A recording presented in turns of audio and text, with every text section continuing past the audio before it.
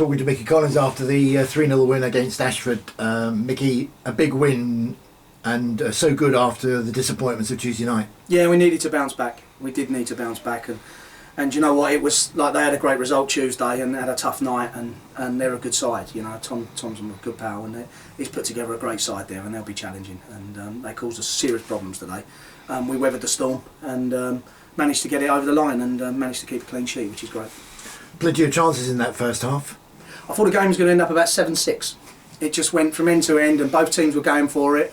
And you know what, it was a good credit to the league, really, that you got two teams that played that open football, got the ball down, tried to play and create chances. And you know what, we've done it from the most unlikeliest source because of the injuries we've suffered this week. But I thought the boys put in a really good shift for the club today, and we got the rewards in the end. You were without both Tom Ripley and Jack Miles, your two first-choice centre halves. But Dan Cumber comes in as a superb afternoon, capped by the goal. Oh, absolutely. And you know what, a Thursday night he gets thrown it and, right, can you go and play centre half?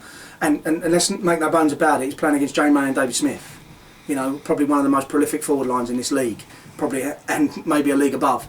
And he's dealt with it, you know what, and then he's come up trumps with an absolute great volley. But he's a club man, he had a tough season last year, and Cumbers came through it and stayed on board. And he waits, he doesn't moan, he's patient, he lives just around the corner.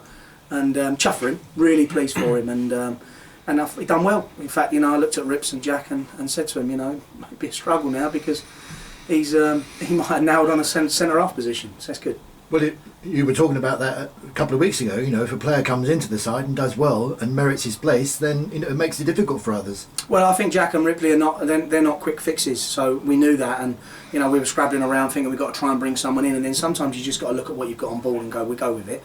And you know, what worst case scenario, we're not going to get a result. But I thought he acquitted himself so well, and I thought Gorham looked after him as well. I thought he was exceptional, and whole back four. And Pat as well has made a couple of absolutely amazing saves again. So just an all-round great performance, and yeah, please, home form stayed good in the league. They had a goal disallowed early on in the second half for offside, but good to see Stoney getting rewards for his efforts as well. Yeah, and he'll be the first to admit, you know, he could have had a couple. He's hit the bar, should score really, and then he's had another one. He's forced a save, but not really got enough out of it. But it's a great header. Can only go one place. Anywhere else, the keeper saves it, and he's managed with no power on it to get it straight in the top corner, and that gave us the breathing space. We needed that because that game could have gone either way before that. Great to score from two corners as well. Yeah, and do you know what? It's on the back of last Saturday going up there and Aylesbury and scoring from two set pieces, and it proves that when we get the delivery right, we actually are in a position to be able to put it away. And I just don't think at times the delivery's been good enough. But today it was on point. And then you made sure with Louis coming on and scoring his first senior goal for the club, and you enjoyed that as much as he did. Yes, you know what? It's great. It's great for him. But it's great for the club, you know. He started here, you know, as a kid, and then he went off, and you know, he wants to pursue his career, and I'm sure he will. But he's been beset with all these injury problems, and that's hard. You know, I live with him now, so I know what it's like. It's like having two wives at home. He's just so grumpy, and then he fancied it today, and he said to me, "I think I've got it in me. I think I'm going to get a goal today."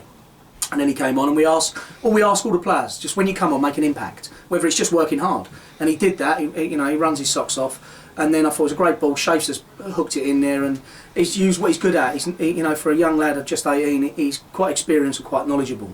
And he's done well, and he's out-muscled the guy, and then he's gone in, and then it's all about the finish. Do you slot it, or do you just take your time, calmly, take it on your weak foot, and take it round the goalie? And you know what? You know, to put Sam Mott on your backside and score, he'll remember that goal. That's his first ever goal in senior football, and he'll always remember that. And brilliant, it's here.